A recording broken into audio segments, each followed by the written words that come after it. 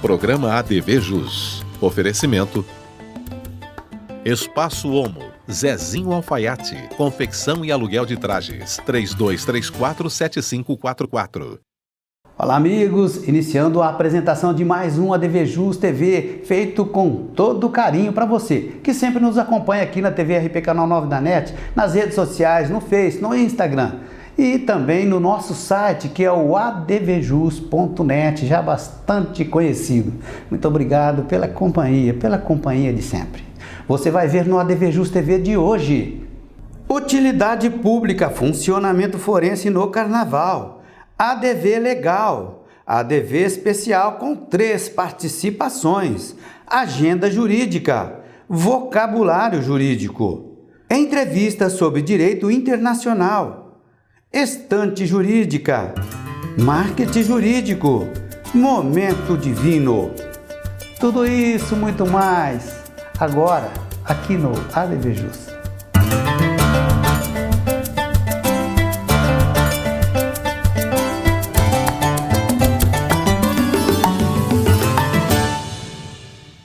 Legal, iniciando portanto o nosso ADV Jus TV de hoje. A gente vai começar o programa mostrando para você um servicinho de utilidade pública a respeito dos serviços forense agora no carnaval. A gente observou aí que o Tribunal de Justiça de São Paulo está prometendo horário normal durante o carnaval.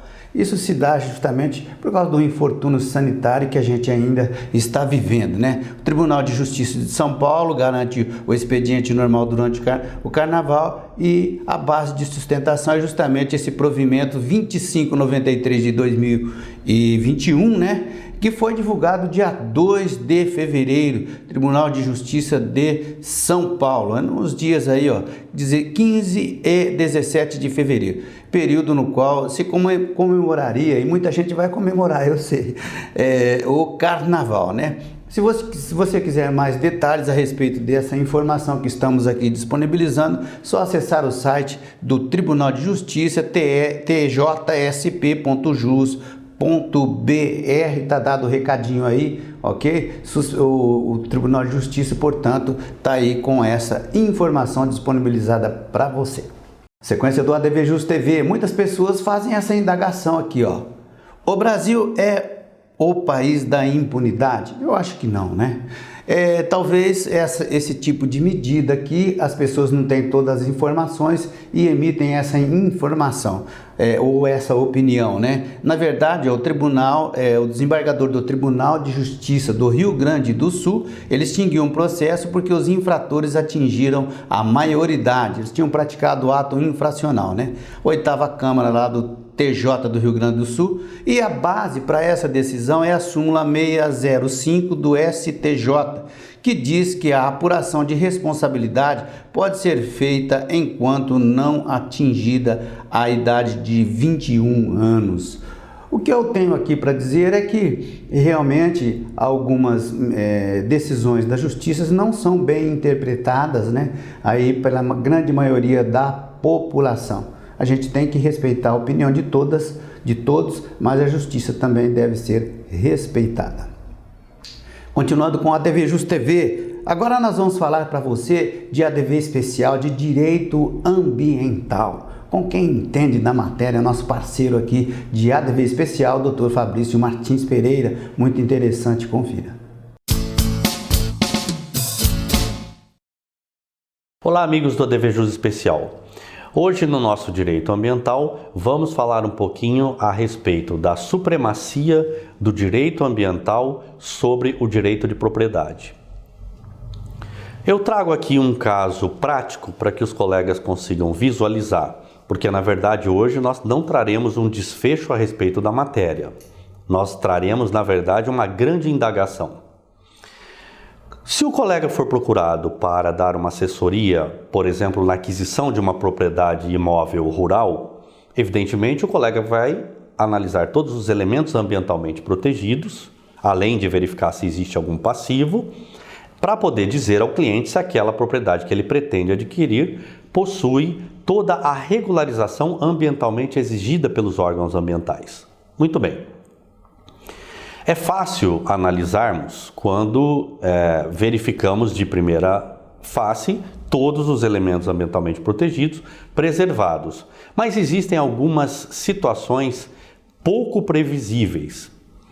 Imagine uma situação onde você analisou apenas o perímetro da propriedade que foi dado a você analisar sobre vulnerabilidades ambientais, porém a propriedade vizinha possua, por exemplo, uma nascente de rio, um olho d'água a 10 metros da sua cerca, da cerca da propriedade que o seu cliente pretende adquirir. Ora, o Código Ambiental prevê a instituição de uma APP, de uma área de preservação permanente, com a recomposição arbórea, no perímetro de 50 metros de diâmetro para proteger essa nascente de rio.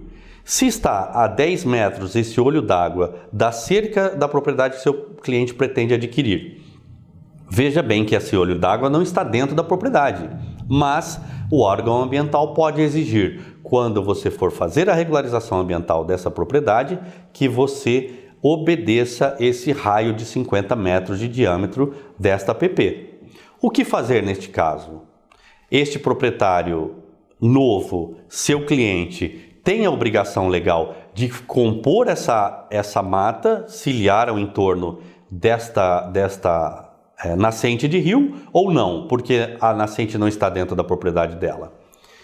Então hoje, amigos, não tem uma resposta, hoje tem uma indagação para nós refletirmos a respeito. Eu tenho o direito de propriedade, mas eu tenho a supremacia do interesse do meio ambiente. Até o próximo ADV Jus. Forte abraço a todos. Muito obrigado, doutor Fabrício. Momento de apresentar para você a nossa agenda jurídica, interessantíssima, hein? Olha, agenda jurídica aqui, ó, curso de facilitadores de práticas restaurativas, da doutora, minha colega advogada, né, a doutora Silvia Maria de Almeida Ribeiro, doutora Ana Lúcia também, nossa colega advogada, e olha, é muito interessante esse curso de facilitadores de práticas restaurativas.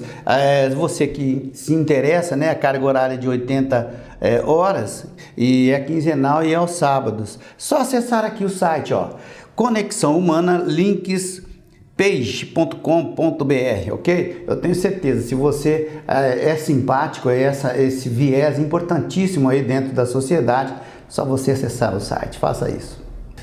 Agora o momento do vocabulário jurídico aqui no ADV Jus. A pergunta é o seguinte, para você refletir, hein? A resposta no intervalo. O que significa competência por conexão? Como eu disse, a resposta daqui a pouquinho no intervalo. Competência por conexão. O que será isso, hein? Mais um ADV especial. Nós vamos falar de direito notarial e registral com o expert da matéria, também parceiro do ADV especial, Wendel Salomão. Confira. Olá, amigos do ADV Jus. Hoje vou falar de um assunto muito interessante e que reduz a termo a vida de vocês. Como comprar uma casa com alguém sem estar casado? Seja por corte de custos ou para fugir da solidão, pandemia impulsiona casais a dividirem o mesmo teto. Planejamento e contrato estabelecendo as regras do jogo são fundamentais para evitar dores de cabeça. As décadas passaram, a sociedade evoluiu e hoje um casal não precisa mais da bênção religiosa ou do reconhecimento do Estado para dividir o mesmo teto. E a pandemia do novo coronavírus deve acelerar ainda mais essa mudança de comportamento, seja pelo corte de despesas, por causa da crise econômica ou para fugir da solidão imposta pelas medidas de confinamento. Está se tornando cada vez mais comum que casais não necessariamente sentem o desejo de oficializar o matrimônio, se juntem para adquirir o imóvel próprio. E o momento nunca esteve tão oportuno. A principal decisão para evitar problemas futuros é ter em mente que um dia esse relacionamento vai chegar ao fim, seja pela separação do casal ou com a morte de um dos lados. A aquisição de um bem por um casal, mesmo que tenha um relacionamento chancelado pelo cartório, é um indício de união estável, o que já cria um arcabouço jurídico próprio para uma futura ruptura de relacionamento. Pela ótica do direito de família, a união estável é uma situação que não obrigatoriamente precisa ser reconhecida de forma oficial. Ou seja, mesmo que o casal não tenha declarado perante a justiça que mantém esse tipo de relacionamento, a forma que eles convivem já pode se caracterizar como união estável e implicar todas as consequências jurídicas que isso envolve, podendo inclusive levar à divisão dos bens. A formulação de um contrato entre as partes é a melhor forma de garantir a harmonia numa futura separação. O documento pode ser redigido por articular ou por escritura pública, determinando o início e o regime de bens entre o casal, por consequente assegura a ambos uma separação ou sucessão. Leve ao conhecimento do tabelião ou alerte o mesmo dessa circunstância, ou seja, união estável do casal, para correta menção na escritura pública e determinação dos bens entre o casal nas aquisições onerosas ou gratuitas. Proteja-se, em breve voltarei com mais direito notarial e registral. Até lá! Legal, muito obrigado, Wendel. Agora, intervalinho, aquele cafezinho esperto aqui no ADV Jus. Voltamos já, aguarde. Arcângelo Imóveis. Venda, locação e administração. Compromisso e confiança. Arcângelo Imóveis. Ourpet, o app animal. Baixe já ou acesse ourpet.com.br e surpreenda-se.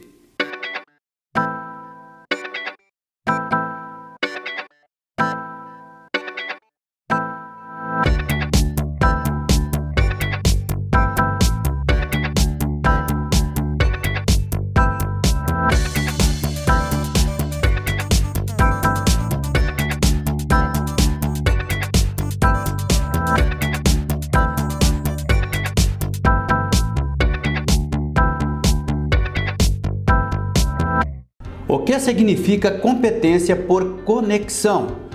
É a competência do juiz para julgar determinada lide, em razão desta se achar ligada a outra que se encontra sob júdice, com o mesmo magistrado.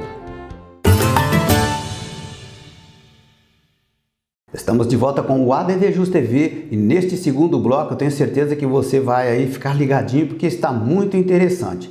Esta semana, Direito Internacional esteve aí na baila, né? Aqui pra gente, uma das pessoas mais categorizadas nesta matéria é o meu colega, também professor da UNAERP, Dr. Danilo Garnica Simini. Ele disponibilizou um interessante link. É só você acessar aí a página, inclusive do próprio YouTube, né? O Dr. Danilo Garnica Simini, a respeito de direito internacional, esclarecimentos importantíssimos, inclusive para quem vai prestar a prova da OAB. Nós fizemos uma entrevista justamente com esse viés, né, direito internacional, especialidade do professor Danilo, e agora a gente vai reexibi-la, reapresentá-la. É muito interessante. Confira. Agora, no Brasil, né, existem, evidentemente, já falei aqui um pouquinho, várias formas aí de se contrair matrimônio, né? Agora, qual a visão ofertada, doutor, neste caso aí pelo direito internacional público? O que acontece? O direito internacional ele também se preocupa com o casamento e pouca gente sabe da importância dos consulados, né, das embaixadas e do consulado. O consulado do Brasil no estrangeiro, ele pode celebrar casamento. Então, ele pode celebrar casamento, ele pode praticar os atos de registro civil, certidão de nascimento, certidão de óbito e assim por diante. Então, nós temos o chamado casamento consular, né? A lei brasileira permite isso. Então imagine a seguinte situação, dois brasileiros que estão no estrangeiro e eles querem se casar, né? Eles podem procurar o consulado do Brasil no estrangeiro, desde que ambos sejam brasileiros, para poder se casar no consulado. Então é uma questão em que o direito internacional privado se preocupa, né? O chamado casamento consular. Ou, se for o caso, eles podem também procurar a autoridade estrangeira.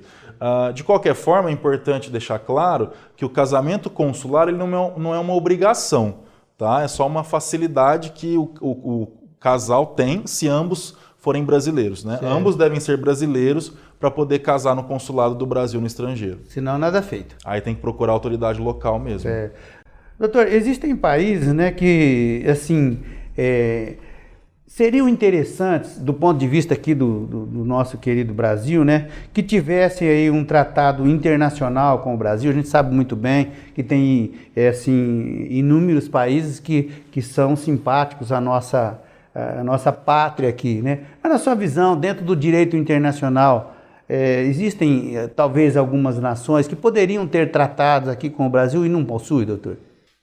O Brasil ele tem uma posição bem atuante, digamos assim, em matéria de tratados. O problema do Brasil não é ratificar o tratado, o problema do Brasil é cumprir o tratado, ao contrário dos Estados Unidos. Certo. Já os Estados Unidos, eles geralmente não ratificam muitos tratados internacionais. Só para fazer um paralelo, o principal tratado internacional de direitos humanos aqui nas Américas é a chamada Convenção Americana de Direitos Humanos, o chamado Pacto de São José da Costa Rica. Sim. O Brasil é signatário, os Estados Unidos não são. Então, o problema do Brasil hoje não é nem a questão de ser signatário, mas sim o cumprimento ou não desses tratados. Mas, de uma forma geral, o Brasil sempre faz tratados importantes. A gente tem um tratado que é o Protocolo de Las Leñas, né, no Mercosul, que fala sobre cooperação jurídica internacional. A gente tem dentro do Mercosul tratados que discutem extradição e etc. Então, de um modo geral, o Brasil tem essa postura, esse engajamento na assinatura e ratificação dos tratados.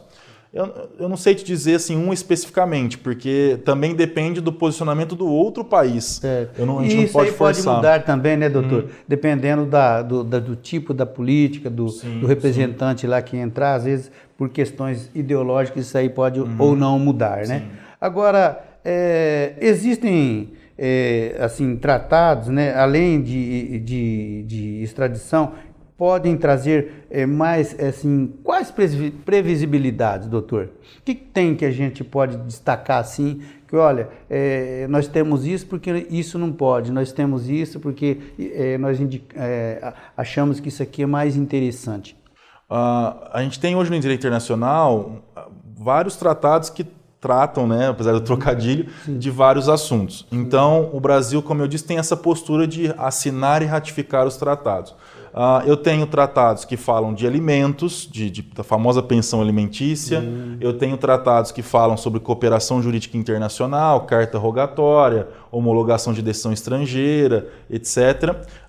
Extradição, questões envolvendo sequestro internacional de crianças, aquele caso famoso, né? O pai leva a criança para passar férias no exterior e não devolve. Isso, para nós, no direito internacional, é um sequestro internacional de crianças. O Brasil é signatário dessa convenção. Então, o Brasil tem aí vários tratados que ele já ratificou, né? Inclusive, se o Brasil não estiver cumprindo, um outro país pode, por exemplo, acionar o Brasil na Corte Internacional de Justiça. Então, hoje é muito mais uma questão de cumprimento, de fiscalização, do que necessariamente de assinatura e ratificação. Doutor, agora onde que reside, né, o tema sucessões ali dentro do direito internacional privado? Sim. Lá na LINDB, nós temos um artigo que trata desse tema sucessões, né? Então é muito comum. A pessoa, por exemplo, mora no estrangeiro, faleceu e deixou um apartamento aqui em Ribeirão Preto. Certo. Então, o que diz o Código de Processo Civil? Para a gente voltar um pouquinho nesse assunto da competência. É competência exclusiva do Brasil, do judiciário brasileiro, tratar aí da partilha de bens situados no Brasil. Então, se a pessoa deixou o apartamento no Brasil, o inventário tem que ser ajuizado aqui no Brasil. Então, o juiz brasileiro vai receber esse inventário. Então, a hora que o juiz brasileiro recebe esse inventário, qual lei que ele vai analisar? E aí entra também o direito internacional privado. A LINDB diz o seguinte: a lei, em regra, rege a sucessão é a lei do último domicílio do de cujus. Então, a pessoa morreu, por exemplo, na Argentina, deixou um apartamento em Ribeirão Preto. É o juiz brasileiro que vai analisar esse inventário, só que com base na lei da Argentina. Então, a lei da Argentina vai fornecer algumas informações importantes. Por exemplo, quem são os herdeiros, quanto cada um tem para receber, qual que é a ordem para receber e assim por diante. E tem uma questão bem específica, Marco, que fala da sucessão de estrangeiro se tiver cônjuge ou filho brasileiro. Aí é uma regra específica. Continua sendo a autoridade brasileira competente, só que a autoridade brasileira tem que analisar qual é a lei mais favorável ao herdeiro brasileiro. Então ele vai ter que analisar a lei do último domicílio do de cujus, a lei do país de nacionalidade do de cujus e, além disso, a própria lei brasileira. Ele vai verificar dentre essas três leis qual é a lei mais favorável ao herdeiro brasileiro. Interessante. Então é uma questão de competência. Se o bem está aqui no Brasil, o inventário em relação a esse bem tem que ser ajuizado no Brasil. Certo. Competência exclusiva. Certo. Só que também envolve uma questão referente à lei aplicável. Certo. Qual a lei aplicável? Não é tão simples assim. Não. É isso mesmo. Ok, muito obrigado, professor. Professor Danilo Garnica Simini. Mais um ADV especial. Agora nós vamos falar de direito condominial. Com quem entende da matéria, também nosso parceiro aqui de ADV especial, o Dr. Márcio Espímpolo. Confira aí. Olá, amigos da ADV Jus, eu sou Márcio Espímpolo e hoje aqui no quadro Direito Condominial nós vamos falar sobre uma decisão judicial sobre uma questão bastante interessante dentro de condomínios, né? Barulhos incomuns, barulhos que acontecem, raros, mas acontecem.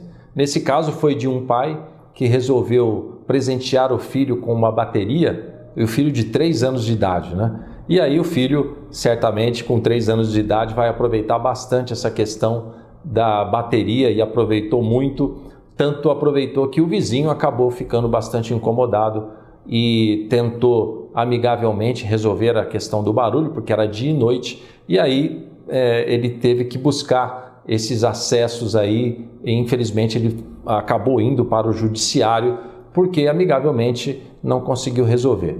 No judiciário ele pediu ali uma indenização por dano moral de R$30 mil, além, obviamente, de fazer cessar esse barulho, né? E é importante a gente entender isso porque nos condomínios nós temos lá no artigo 1336 a obrigatoriedade do condômino, do morador, não prejudicar o sossego, a saúde e a segurança do outro. E nesse caso tinha razão esse vizinho que estava bastante incomodado em relação ao sossego dele e da sua família, não é? E ele buscou então medidas judiciais aí para poder estancar esse problema no caso dele. E a sentença foi no final que realmente deu ganho de causa para ele, no sentido de que ele foi indenizado, uma indenização não quanto a que ele pediu, mas foi de R$4 mil, e a obrigação de esse outro vizinho parar com esse barulho, né? Tanto que esse vizinho, imediatamente depois da sentença, acabou se mudando de lá. O que a gente pode falar também para você que talvez sofra de barulhos dentro do condomínio, principalmente em relação a provas, né? Nós temos hoje aí aplicativos como, por exemplo, o decibelímetro, que você pode baixar no seu celular, em qualquer uma das operadoras, e você pode fazer a aferição desses barulhos que você enfrenta dentro da sua casa. Você pode também buscar uma testemunha desses barulhos, para que você consiga fazer uma prova robusta dentro do processo, porque não basta alegar para o juiz que você está sendo incomodado, você precisa demonstrar isso.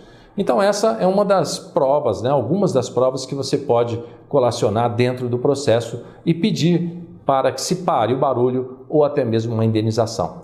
Esse era o assunto que nós tínhamos para falar aqui hoje com você, na ADV Especial. Nos vemos no próximo programa. Até lá!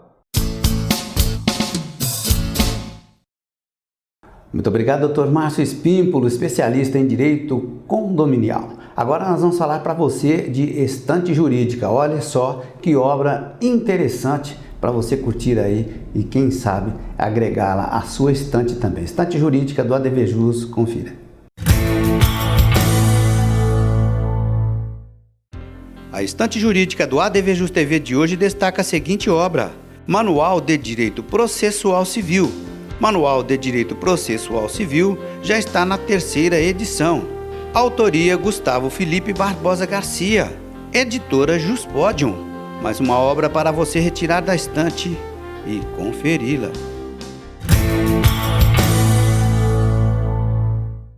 Chegou aquele momento da gente falar para você a respeito de marketing jurídico. Eu sempre digo aqui no nosso programa, no nosso portal, que eu acredito muito no marketing jurídico de imagem com conteúdo. Evidentemente que existem muitas outras formas de se fazer o seu marketing jurídico. O network, por exemplo, é também uma vertente muito importante. Mas por que eu bato nessa tecla aí de apresentação em vídeo? Porque, olha, eu vou me valer aqui de uma expressão que muitos, evidentemente, que conhecem, uma expressão já de domínio bastante pública. Só é lembrado quem é visto.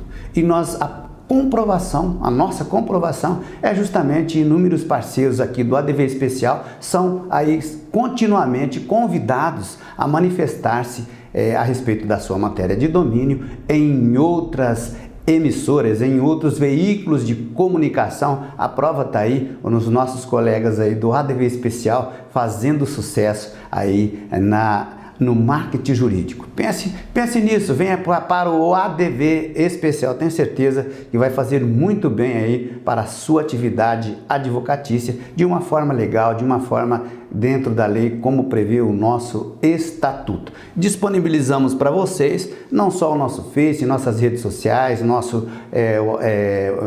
o próprio Instagram, né? Mas também e principalmente o LinkedIn, que eu quero convidá-lo para que você dê aquela checadinha lá. Marketing jurídico de imagem, eu acredito. Meus amigos, chegamos no finalzinho do ADV Jus TV de hoje e eu, como sempre falo, né, gosto muito, um momento divino, na sequência, o encerramento do nosso ADV Jus TV de hoje. Veja aí.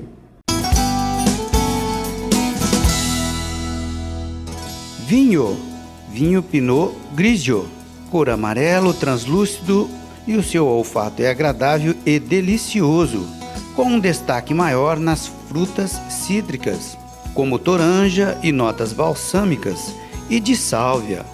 O seu paladar tem notas frutas cítricas, melão e toques florais. Uva Pinot Grigio, ele é produzido na região de Vêneto, na Nostra Itália. A sua harmonização, legumes e carnes brancas grelhadas e com um robalo com sal e limão e uma farofa de banana. É uma delícia. Experimente. Tchim, tchim. Ok, chegamos no finalzinho de mais um ADV Jus TV. Agradeço por nos acompanhar sempre aqui na TV, nas redes sociais, no Face, no Instagram. Muito obrigado mesmo. Fico por aqui, prometo voltar breve com um programa inédito. ADV Jus, tô ligado, ADV Especial.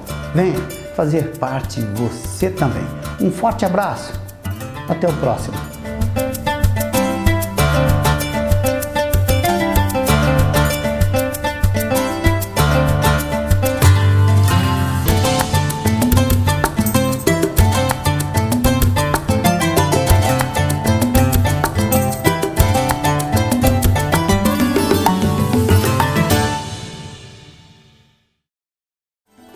Programa ADV Jus. Oferecimento Espaço Homo, Zezinho Alfaiate, confecção e aluguel de trajes, 32347544.